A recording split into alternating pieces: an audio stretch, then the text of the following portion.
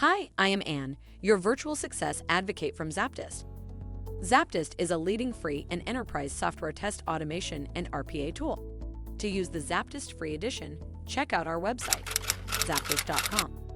Because sanity testing is both unscripted and undocumented, testers can conduct sanity testing as and when they need to.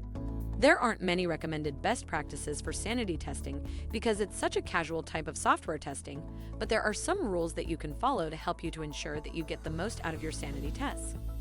1. Always sanity test after adding new functionality.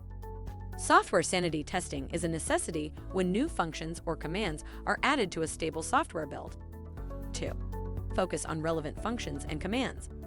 Part of the sanity testing definition is its focus on functions and commands, but when you're carrying out sanity testing, it's important to focus on those functions and commands that are most important to the function of your software build.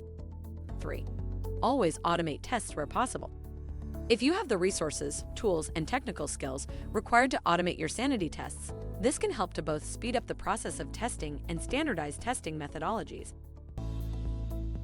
If by now you have any inquiries or are considering learning more about ZAPTEST, drop a message on the website at the red widget, and we would be pleased to help you along the way. Make sure to comment and share this video with your peers and colleagues. By seeing your interest, we'd be making more videos like this, making hard topics easily digestible.